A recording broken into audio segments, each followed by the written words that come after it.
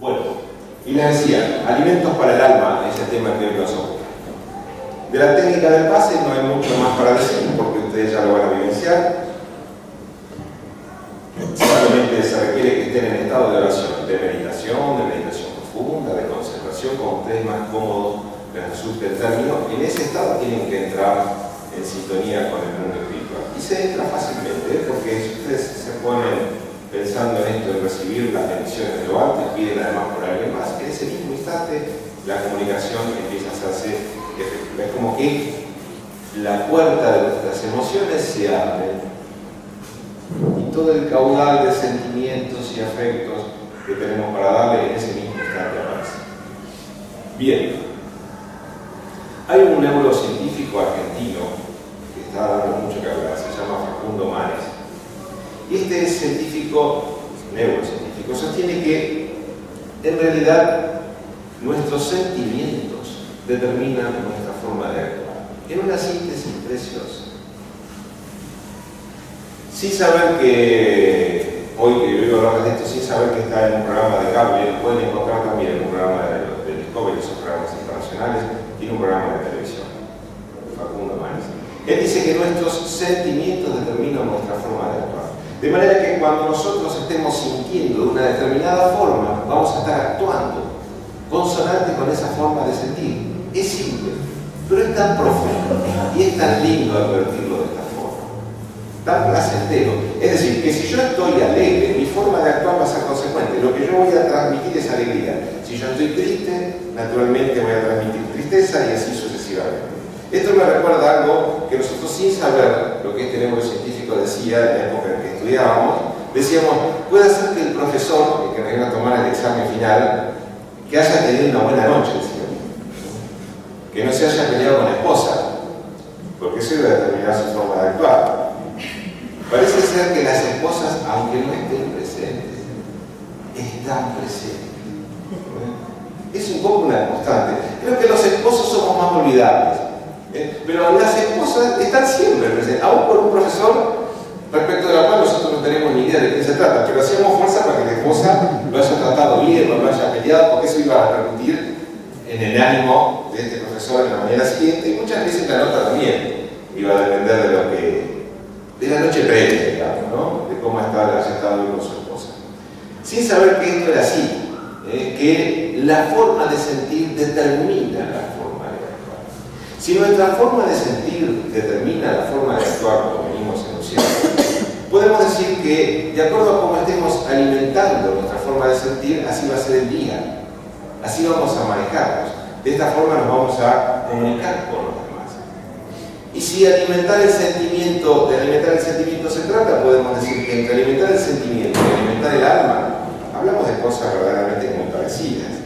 Entonces nosotros vamos a plantearnos hoy algunas cuestiones que tienen que ver con el alimento para el alma, a partir de esta pequeña introducción, y vamos a empezar diciendo que, así como el cuerpo necesita de alimento sano, naturalmente el alma también lo necesita. Y así como en el cuerpo puede haber alimentos tóxicos y alimentos saludables, para el alma puede pasar lo mismo. Podemos encontrar alimentos tóxicos o alimentos saludables. Entonces va a ser necesario que nosotros empecemos a reparar en ver qué estamos consumiendo a partir de esta idea del derecho. ¿Qué estoy consumiendo? ¿Alimentos tóxicos o alimentos saludables? Siempre referido a alimentos para el alma. Ya descartamos aquí que todos se alimentan muy saludablemente para el cuerpo. De hecho, se nos ve muy saludables todos, muy delgados, todos. Así que dentro de este análisis de alimentos para el cuerpo está raro.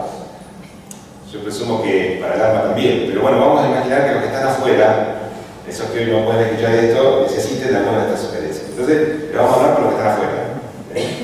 Los alimentos para el alma, tóxicos o saludables.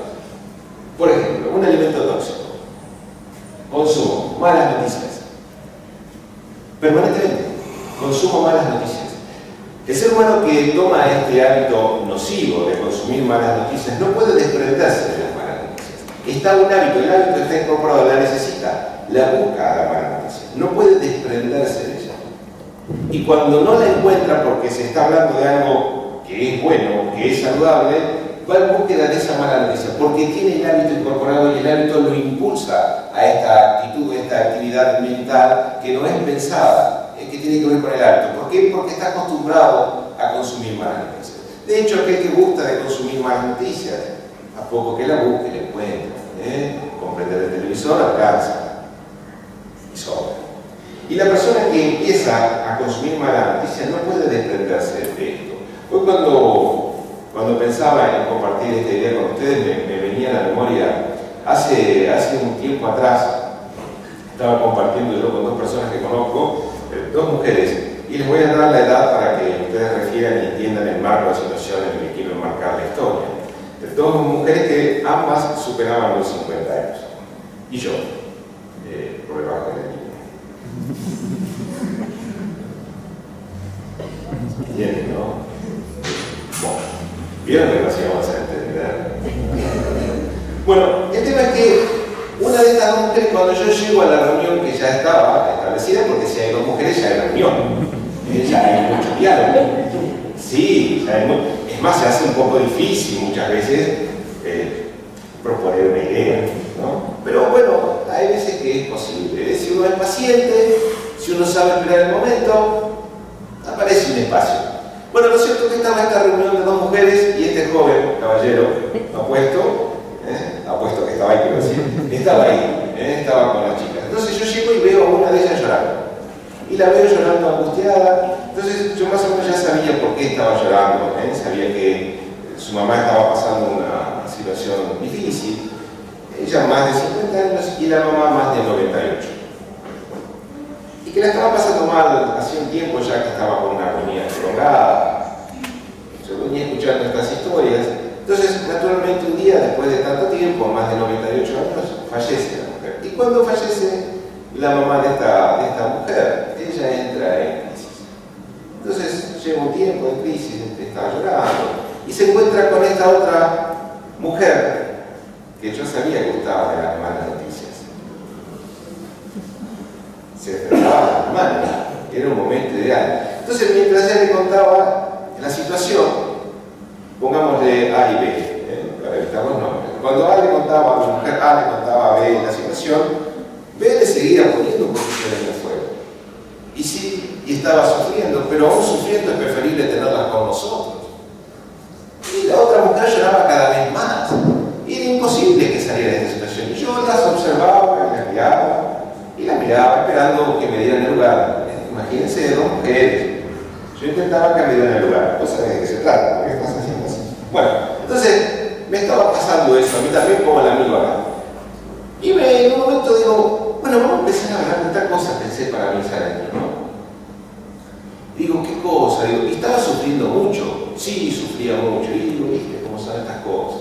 A veces uno piensa más en uno que en ellas.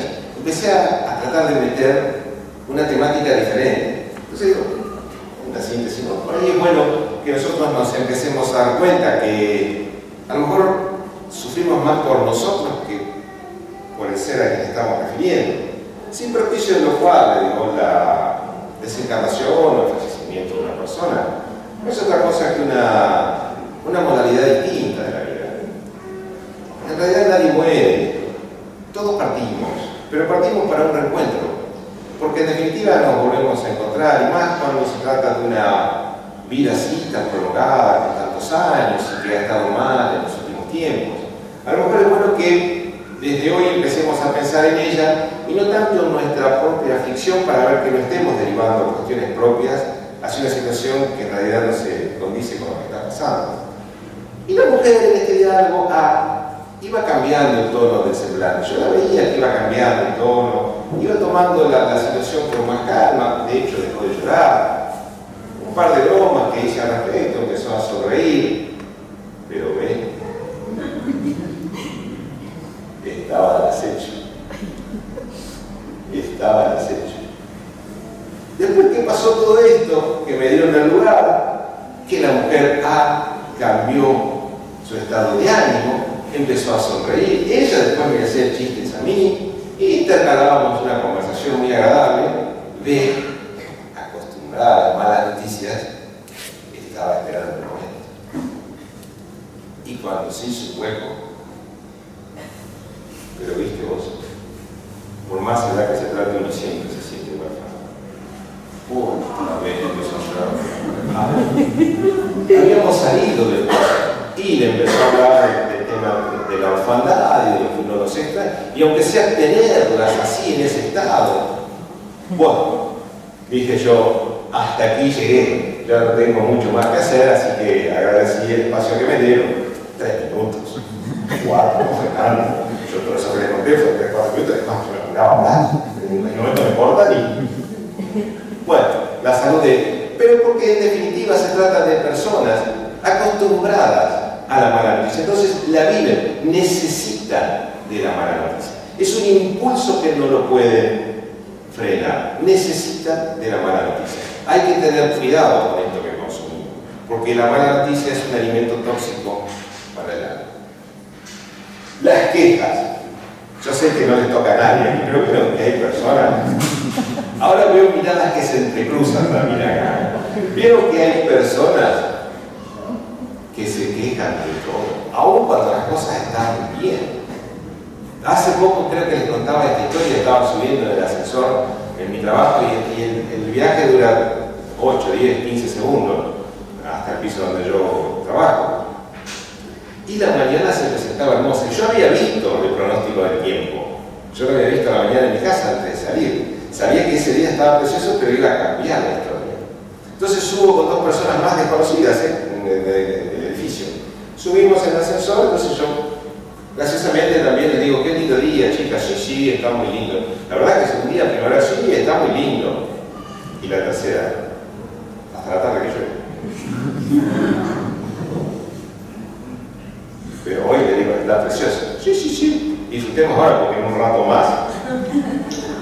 Porque necesitan de la queja. Necesitan. Tienen que buscar un motivo para quejarse. No es maldad, no es maledicencia. De ningún modo. No estamos haciendo un juicio de valor, en absoluto.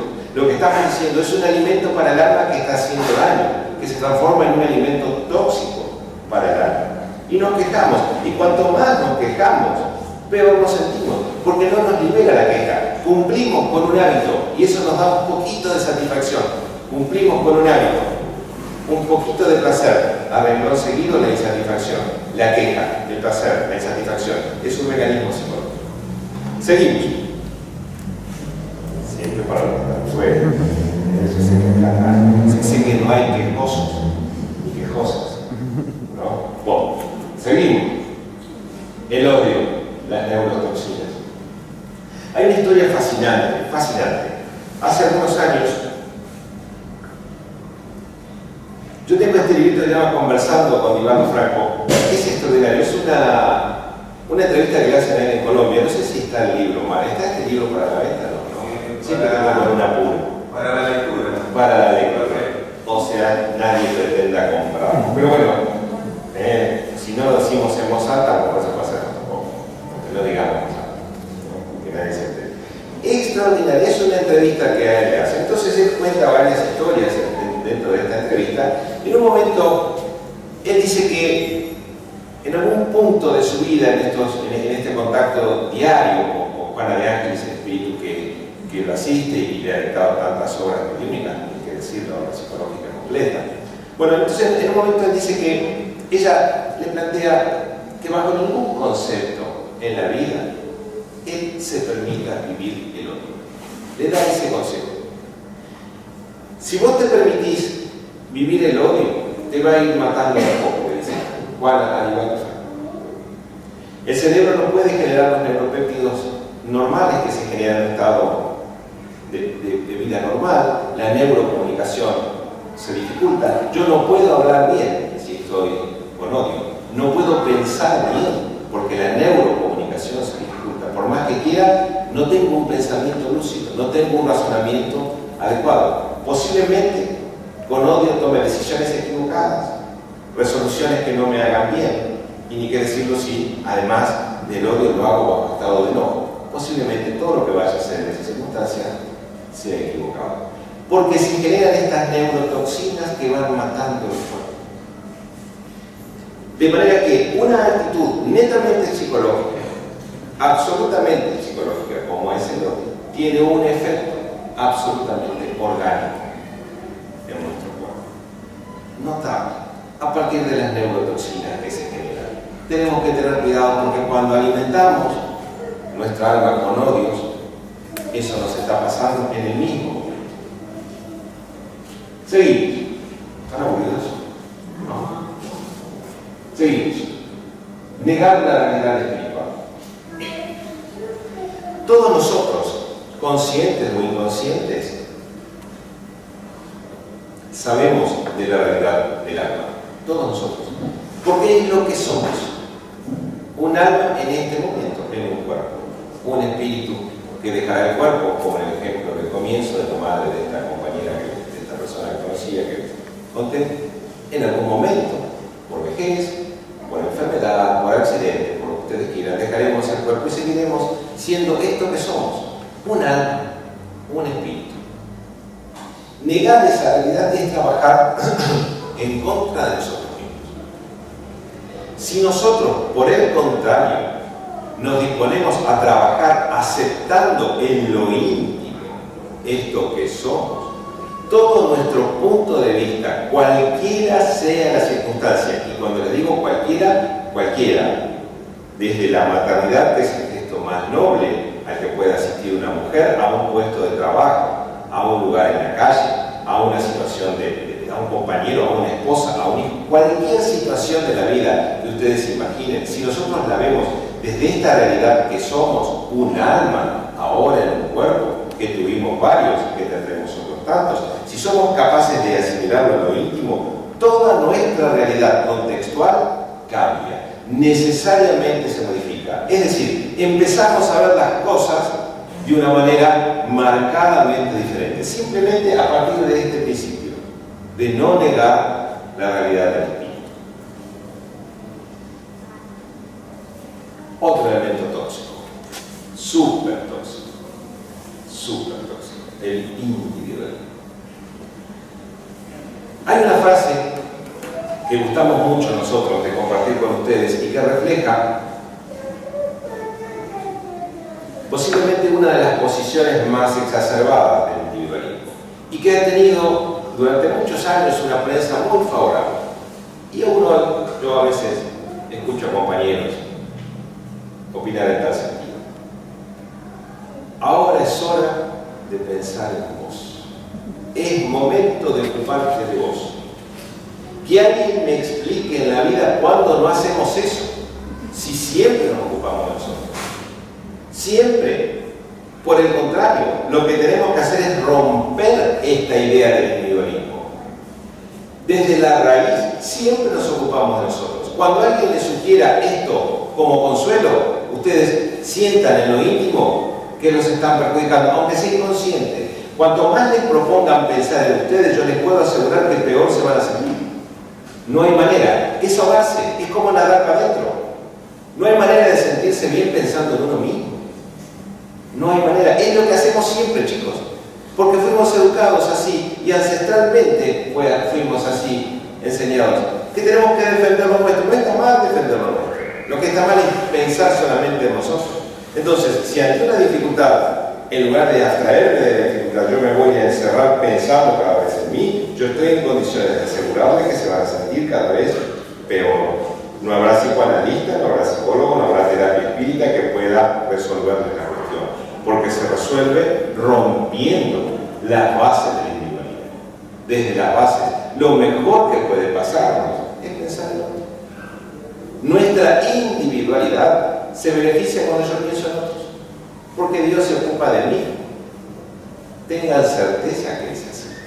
No se permitan ni dudarlo. El individualismo es una de las cuestiones más nocivas en las que nosotros, a veces sin darnos cuenta, nos podemos sentir incluidos. A veces sin darnos cuenta. Otras veces por cultura, por decisión. Cualquiera sea la razón, siempre es bueno romper el individualismo. Falsas imágenes del placer. Esto también lo vemos. Esas imágenes que nos muestran a nosotros ¿Qué tenemos que tener para ser felices? Los estudiosos del psiquismo humano, y en esto coinciden ya casi todos, nadie se permite dudarlo, en esto hay coincidencia, está muy estudiado por otra parte. El cerebro humano, como cerebro en sí, como órgano, que representa todo el sistema nervioso, pero como órgano en sí, no distingue lo verdadero de lo falso, todo lo toma como real. Cualquier imagen que ustedes le presenten rápidamente al cerebro hasta que nos demos el tiempo de razonarlo y analizarlo, lo vivimos como real. Por eso tienen tanto éxito las telenovelas. La telenovela, cuando presenta a una mujer llorando, automáticamente me despierta a mí ese deseo. ¿Sí? Hago empatía, me conmuevo por la situación porque el cerebro impacta, la noticia impacta de esta manera, el cerebro vive la imagen aún no real, como que a mí me está pasando. No distingue lo verdadero de lo falso. Después un proceso de razonamiento y otras cuestiones más complejas hace que yo me dé cuenta que, no, es una novela. Y arregló enseguida, pero ¿qué pasa a mí? Si el desgraciado que tengo yo es como este de la novela, y vuelvo a llorar, digamos. Pero ese es otro tema. Bueno, es otra cuestión. Seguimos. Falsas imágenes del placer. Tengamos cuidado, el placer está en ser y no en tener. Fingimos consumir religión. En esta misma obra, este extraordinario divulgador de la ciencia espírita, uno de los más extraordinarios que tiene el planeta y que ha tenido a lo largo de la existencia, él dice que se maravilla de ver a esos religiosos que se acomodan tanto para ir a su culto determinado, que salen del culto y terminan en los casinos, en los lugares de juego, de perversión. Y dice, ¿cómo hacen? ¿Cómo hacer para fingir tanto? Es muy difícil. Sin embargo, el ser humano y en multitudes practica esto. Religiosidad para afuera. Él dice, es preferible tener religiosidad a ser religioso, porque la religiosidad es un acto que va por dentro. Ahora vamos a seguir sobre este tema. Bueno, venimos bien, hasta acá con los elementos tóxicos. Todo lo que no debemos hacer, que nosotros conocemos mucha gente que se alimenta de esto. Felizmente a nosotros nos pasa eso. Imagínate. Bueno, vamos a ver ahora a los otros, los saludables. La buena lectura. Nunca seremos el mismo hombre con la misma mujer después de un buen libro. Nunca. Nuestro fuero íntimo cambia. Si yo elijo una buena lectura, cuando terminé el libro, yo soy distinto. Soy diferente. Podré mantener la estructura externa, mas por dentro algo en mí se modificó. Si a eso le sumo otro libro, vuelvo a modificarme. Si le sumo otro libro, y así sucesivamente, podremos decir que en un tiempo no muy lejano, con una buena lectura, tendremos un hombre o una mujer de bien solamente practicando esta parte, la buena lectura. Los gustos van cambiando, los placeres se van modificando, empiezo a disfrutar de otras cuestiones, empiezo a dejar de lado algunas cuestiones que me gustaban y ya no me gustan, inclusive hasta me hacen mal, a partir de una buena lectura, porque el fuero íntimo se va modificando. Ese es un excelente alimento para el alma. Otro, agradecer. Cuando nosotros agradecemos, chicos, el cerebro segrega dopamina, la hormona del placer. Siempre que yo agradezca, no es que le tengo que decir a mi cerebro, ahora largame la dopamina que tengo que sentirme bien. Lo hace solito. Simplemente porque agradezco, claro, cuando agradezco de corazón. Una mano amiga, una caricia oportuna, una palabra justa, un consuelo en el momento adecuado. En ese momento mi cerebro hace una descarga de dopamina y yo me siento placentero. Me siento placentero porque hice el bien. Y es verdad, es psicológico y es solar. Absolutamente así. El agradecimiento es una manera extraordinaria. ¿Y qué tengo para agradecerle? Dice una amiga mía. Los 5 sentidos. Con eso alcanza. Con que todas las mañanas me acuerde de agradecer los 5 sentidos que dispongo, con eso alcanza. Imaginen ustedes a personas que les falta alguno de esos 5 sentidos. No es lo mismo la vida. no es lo mismo. Y yo tengo los 5. Con eso ya es suficiente. Ni qué decir además, si dentro de los 5 que tengo la lista. Tengo más que sobradas razones por regresar. Simplemente por tener la lista. Imaginen lo que es un mundo a oscuras. Si es que lo podemos imaginar. No alcanza con cerrar los ojos. Bueno, seguimos. Otro alimento saludable. Profundizar sobre la reencarnación. Profundizar sobre este tema. No importa que no sepan mucho, no importa que no hayan leído mucho, pueden empezar a hacerlo hoy. Todas las cosas que nos suceden, todas, chicos, chicas, jóvenes, jovencitas, todas las cosas, en todas tiene que ver la reencarnación. Todo lo que nos pasa. Todo lo que hoy vivimos, sentimos, disfrutamos o sufrimos, todo es por un proceso reencarnatorio. Porque hemos hecho cosas en vidas pasadas, buenas o malas, que hoy determinan este presente. A partir de este presente yo tengo que empezar a darme cuenta que entender la reencarnación es otro motivo de alivio. Profundizar sobre la cuestión de la reencarnación. No le tengan miedo. Analícenlo. Van a ver cuánto consuelo traen a sus vidas.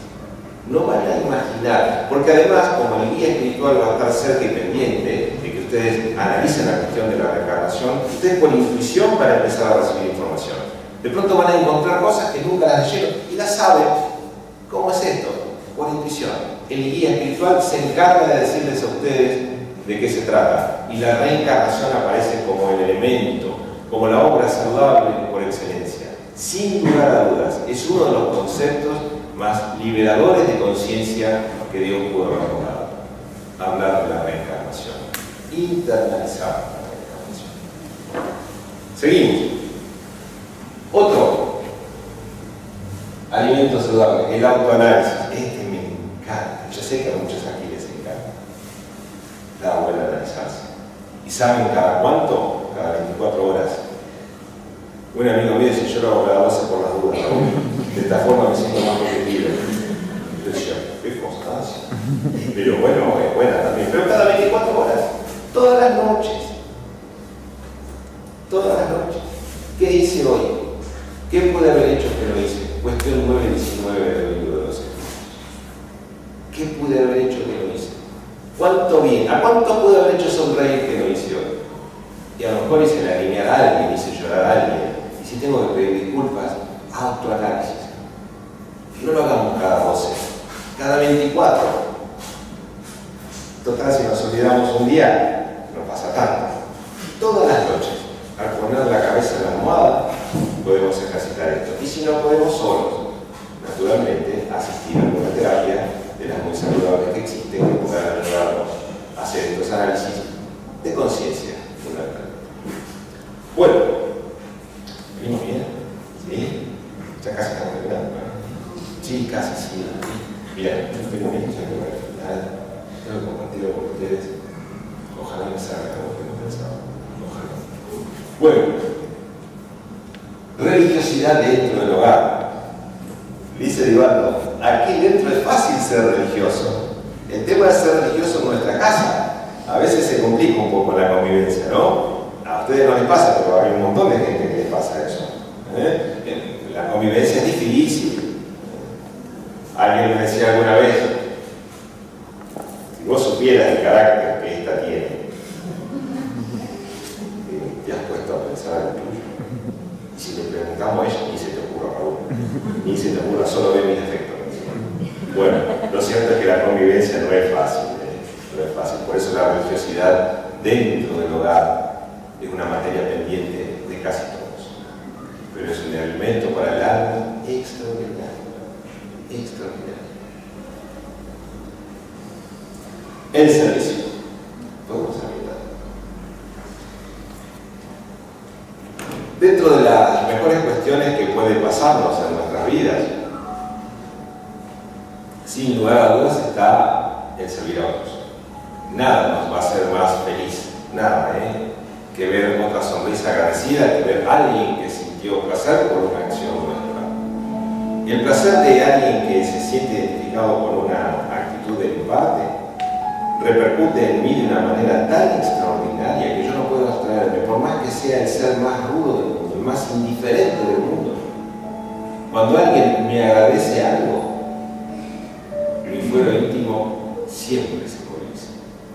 Siempre, siempre. No hay manera de que eso no pase. Y la caridad, naturalmente, aparece como el elemento del servicio por excelencia. Esto llevó al extraordinario filósofo francés Alain Kardec a decir que fuera de la caridad no hay salvación. Principio fantástico. Fantástico. El servicio, la caridad, siempre en favor del que sufre. Si no sufre es un niño. Ni qué decir. Me parece que la caridad, en tal sentido, adquiere un valor muy particular, sin perjuicio de lo cual cualquier orden, los ancianos, los adultos, los mayores, de todo orden de esto también es útil. Pero cuando se trata de un niño, parece que la cosa, al menos en lo personal, me resulta distinta. En nuestra casa tenemos, quiero decir, en nuestro hogar, en el Centro Educativo Integral, camino a la casita, la ONG que asistimos, ya está casi en la lista, casi llegando a los 1000. Casi llegando a los 1000. Con todos ellos, de una forma u otra, no siempre los 1000 a la vez, pero con todos ellos vamos compartiendo semana a semana diferentes jornadas que son diferentes historias en definitiva. Cada jornada es una historia. Hoy quería compartir con ustedes alguna, así que hablé con una amiga que vivió una jornada muy especial, que no voy a decir que se trata de Ceci para que no me maten, ninguno de ustedes escuchó nada, pero ella ha vivido una historia tan particular. Desde el silencio más absoluto como la caridad exige, se ha hecho cargo de un grupo de hermanitos que están con nosotros desde siempre. Celeste, Wally, Beler, Rodriguito, Josecito, voy nombrando por orden de comportamiento. O sea que puedo poner a Belén casi al final de la fila, hasta hace un tiempo. Estos hermanitos son 18 de familia, 19. Ninguno sabe leer, salvo uno, que algo más o menos lee. Los demás ninguno sabe leer de los 18. Todos comparten con nosotros desde hace muchos años. Esto llegó a una gran amiga mía a decir hace algún tiempo, es el comedor de los Toledo. Porque de verdad cuando ellos no están por alguna razón, cosa que no pasa, que pasa muy pocas veces, siempre alguno de ellos está, pero cuando no están ninguno de ellos, aunque seamos 200, el comedor está vacío. Se los aseguro. Y esta historia es extraordinaria. Nuestra amiga estaba conversando con Belén, en diálogos muy íntimos, muy particulares, y la estaba aconsejando, le estaba sugiriendo formas de vida, porque ese día, como tantos otros, sin saber bien la razón, sin conocer bien la causa, Belén había venido triste. Muchas veces pasa eso, no sabemos bien por qué, en todo caso no conocemos siempre las razones, pero como el sentimiento demuestra la actitud, como dice Facundo Manes, ellas también muestran su actitud a través de ese sentimiento, y ese día no estaba bien. Así que tuvieron un diálogo extraordinario. No voy a hacer una síntesis del diálogo, pero Cecilia les puede dar detalles de cada una de las palabras que intercambió con nuestra niña. Entonces Belén estaba así en esa jornada, de esta forma, y Cecilia le dice en un momento: mirá Belén, yo no puedo decirte que siento lo que vos sentís, porque te estaría mintiendo, no sé todo lo que vos estás sufriendo, no tengo capacidad de entender todo lo que a vos te está pasando. Lo que sí puedo decirte es que vos tenés dos caminos a elegir. O podés elegir el camino de muy joven ser mamá, de tener muchos hijitos, de no tener trabajo. O poder elegir otra alternativa de vida. Tratar de crecer, tratar de educarte, tratar de conseguir un oficio. ¿Vos qué querés? Le dice Cecilia a Belén. Morirme, contesta la chiquita. Imaginen nuestra amiga en ese momento. Hay que hablar de esto. Hay que hablar. ¿Cómo morir? Sí, yo no podré conseguir oficio. Yo no sé leer.